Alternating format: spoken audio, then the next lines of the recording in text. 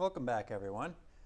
All right, so we learned about minerals yesterday. We finished minerals up. Let's move on to the families of rocks.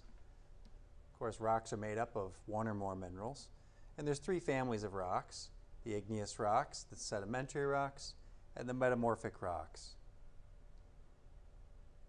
Let's start first with the mother of all rock families, the igneous rocks. This is the page in your reference tables. It's on page 6, devoted to igneous rocks. At least the bottom of the page is. It's the scheme for igneous rock identification. Igneous comes from the Latin word ignis, which means fire or to ignite, of relating to fire. And these rocks, of course, are made from molten liquid rock that has cooled off.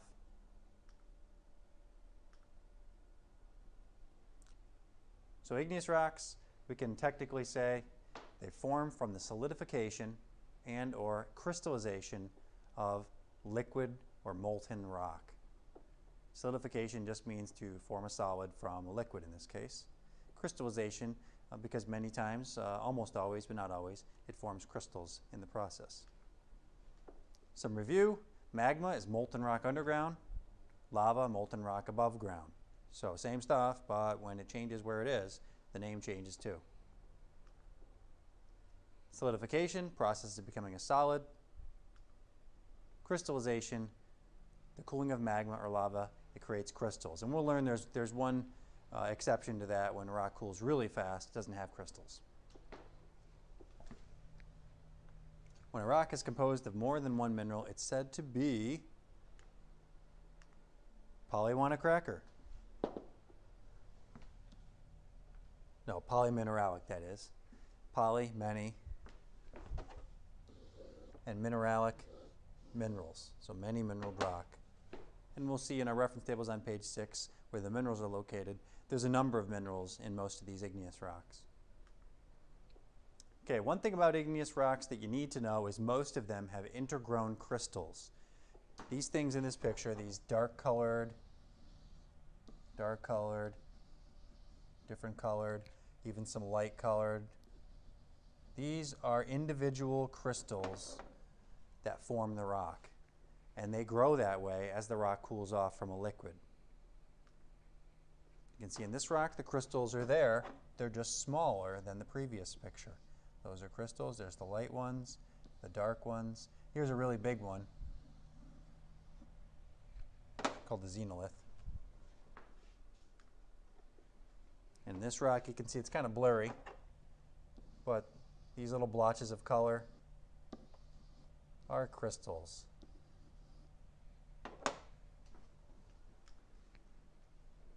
This is not an igneous rock.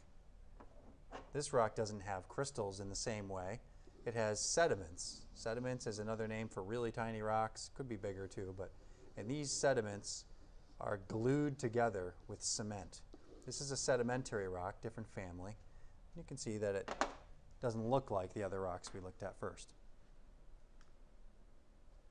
Okay, now think back to those crystals you saw, and you might ask yourself a question: why do some rocks have bigger crystals than others? Well, it actually has to do with how long they take to cool. So the texture of the igneous rocks, the size of the crystals, that's what texture means in this case. It's not how it feels, like sandpaper, is dependent upon the cooling rate, or how fast it cools. If the rock cools slowly, the crystals have a chance to grow large. Large crystals is termed coarse texture. And a more scientific term for that would be phaneritic. Now, conversely, if molten rock cools quickly, the crystals have no chance to grow, and they're smaller. Small crystals means a fine texture. Fine in this case just means small, not necessarily like it's really cool or something. And the scientific term for that is aphanitic. When molten rock is quenched, now this is that exception I was talking about before, that means it cooled extremely fast, like a volcano erupting lava, and the lava flows quickly to the ocean and cools when it hits the sea. This makes the crystals not be able to form at all, and instead it forms nature's glass, glassy texture. An example of this is a rock that I'll show you after this video called obsidian.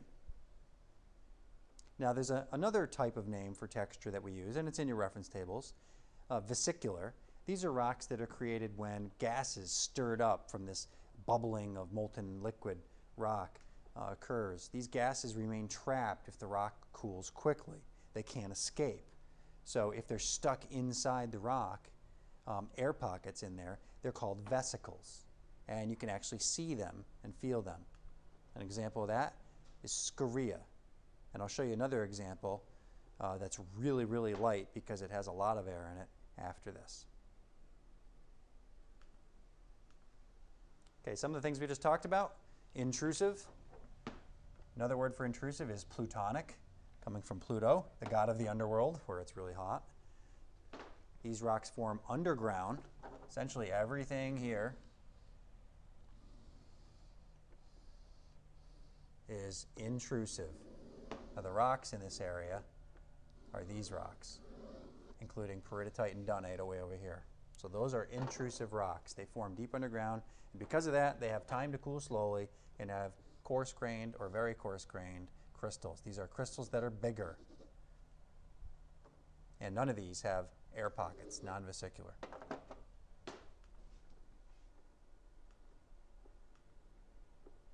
Now the extrusive rocks, these rocks have crystals that are either small, less than a millimeter. Fine is the name of those types of crystal sizes.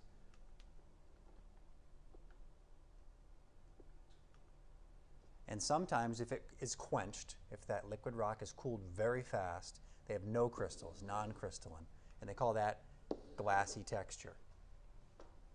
Now these rocks can either have gas pockets or no gas pockets.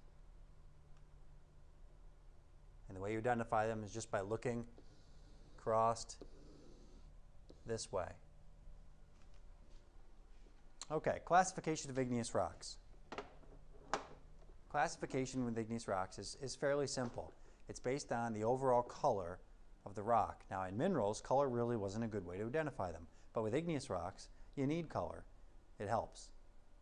Light-colored rocks are composed primarily of the quartz and feldspar minerals. Dark-colored rocks are composed mostly of pyroxene and olivine, with one exception, obsidian.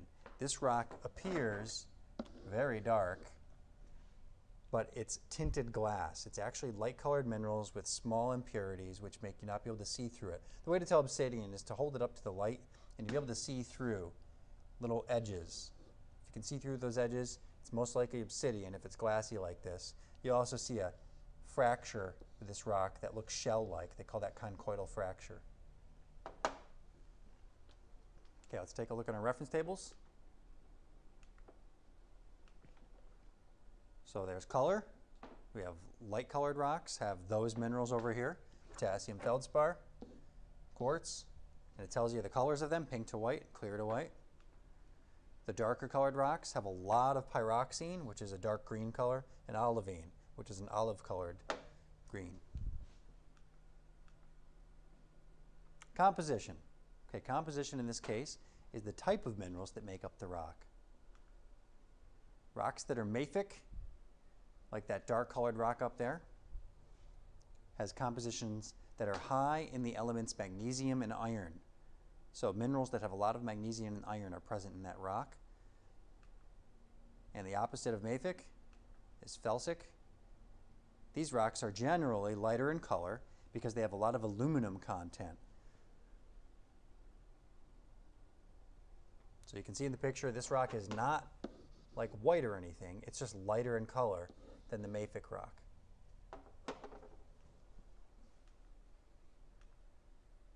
And there's your composition in the reference tables. Mafic on the right-hand side, it even tells you iron and magnesium right there, Fe and Mg. And felsic, rich in silicon and aluminum on the left-hand side. So it's kind of a continuum across this way, like that. Some rocks have more darker minerals than others. Even though they're both mafic, one might be a darker mafic rock than another. All right, density. Density generally depends on the composition of the rock. Remember that some rocks that are mafic, they have lots more iron, magnesium. The iron is pretty heavy stuff. So high density rocks are generally dark in color and mafic in composition. Low density is usually light in color and felsic in composition. And we can see that right here under density. The high dense rocks are mafic, and the low density rocks are felsic.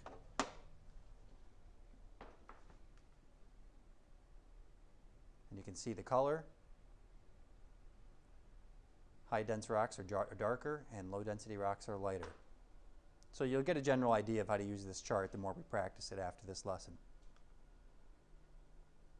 Environment of formation. This is where the rocks form, where they actually go from liquid and solidify into a solid. And you can see in this picture, extrusive igneous rocks. These are rocks that generally come out as a liquid form, perhaps as a, what we're going to learn about later in this course, a mid-ocean ridge, where magma comes out of the Earth's crust, and it cools off instantly when it hits the seawater. And so these rocks have smaller crystals, and they tend to be more iron-rich, more mafic in composition. Intrusive igneous rocks over on this side, these are different. These form deep under the earth where liquids solidify into solids.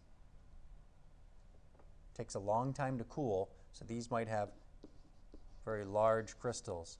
These cool quickly, so they have small crystals compared to the other. Granite's a great example of a very common intrusive igneous rock. And basalt is an example of a very common extrusive igneous rock. You'll learn later in the course that granite makes up a lot of the cores of continents because they form deep underground. This rock forms deep. And basalt forms most of the ocean floor crust. You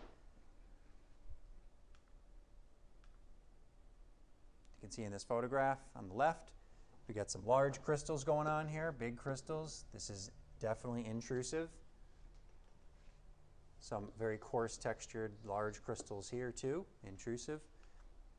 And here's some extrusive igneous rock. It's very difficult to see these crystals. You'd actually need to use a microscope, or even, if they're a little larger, a hand lens to see those crystals. This rock right here has no crystals. This is what I mean by glassy. This rock was cooled instantly. It's been quenched into nature's glass.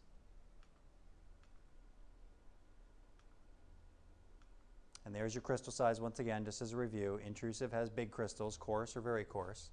Extrusive, fine or glassy. And that is it. All right, we're going to practice a lot of this stuff right now, so get out your reference tables.